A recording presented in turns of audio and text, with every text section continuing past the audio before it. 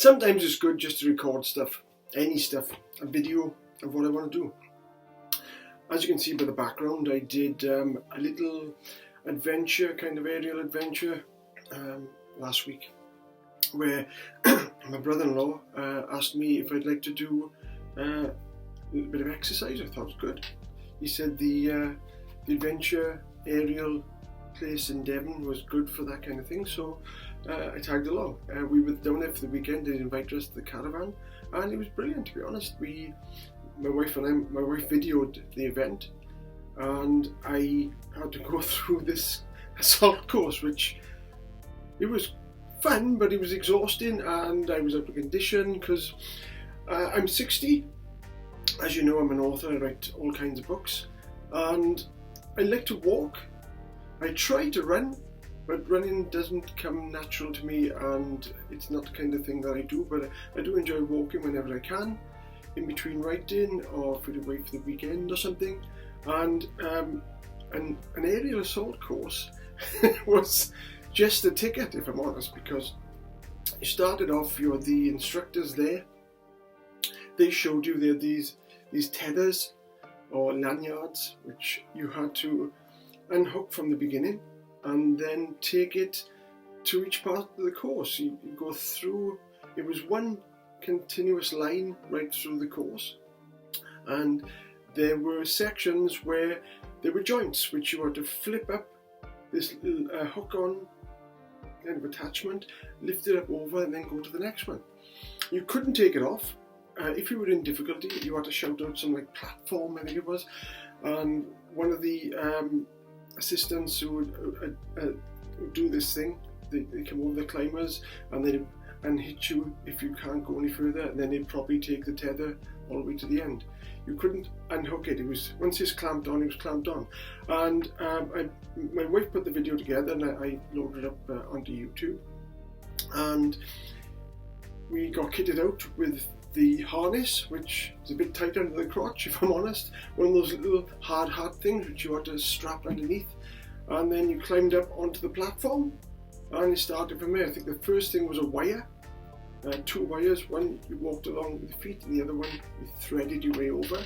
The second one was a tunnel, like a rotating wooden tunnel. It was set in kind of the woods, which was kind of cool. It had rained the night before, and this was like early in the morning, or no, lunchtime actually, about 12 o'clock, and everything was covered in a layer of damp and slime, so it was more difficult. It wasn't dry and easy to maneuver on. Everything was slippery. So I went across there. There were these uprights, as you watched in the video, which were like logs you had to step on to go over. And what was the next thing? I think it was like ropes coming from each side onto like chains, footrests, which step down, and then you had slides to go across, and then you had more obstacles. The hardest one for me is, it was like a suspended horizontal ladder, which they were like, I don't know, a metre wide.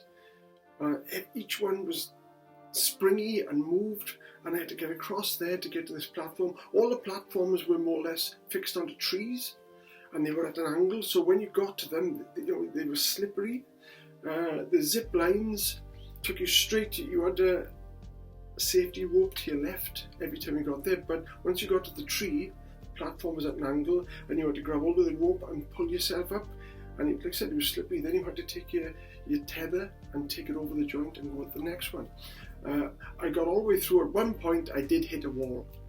I'm not the fittest guy in the world, and I was out of breath, and I think I hit a wall. I mean, it's not a huge task to do this thing, because obviously it's nothing like what these sportsmen all go through. It's just, I mean, kids and families do it. I just found it particularly difficult because I haven't done much exercise in that area, and I did get to a point where I thought, can I carry on with this?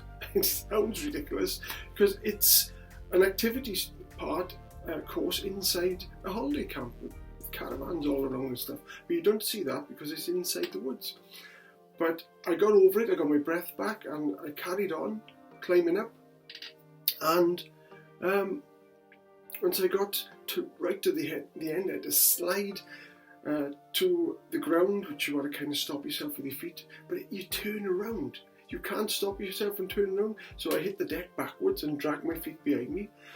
I had to climb up off the floor. That's how tired I was. I was sweating, I was out of breath, everything ached. I got up, they took the harness off me, and it was exhausting, but it was fun. I enjoyed doing it. I'm an author, like, you know, I do a lot of writing. I go to different places to get ideas. I do schools when I'm booked into schools. I'm writing other stuff at the moment as well. But like I said, I'm not a fitness fanatic. I can name other authors. A friend of mine, Tim Leben, he's done lots and lots of books, but he does the Ironman stuff. You know, with the bike and the climbing and the running, and I can't do all that.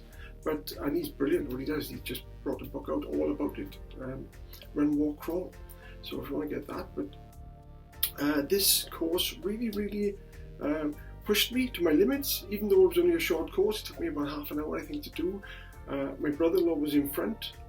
He does it on a regular basis when he goes down there.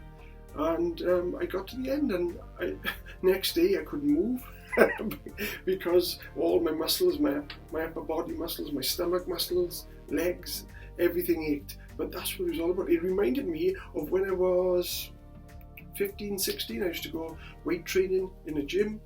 I don't do it at all now, and that's exactly the same feeling I used to get the following day, with the stomach cramped up and tight, and you can't lift your arms, and you've got a job to get up off the sofa to walk. But it was fun, and I hope to do it again sometime. Thank you very much for watching this video, and I'll see you soon. Bye for now.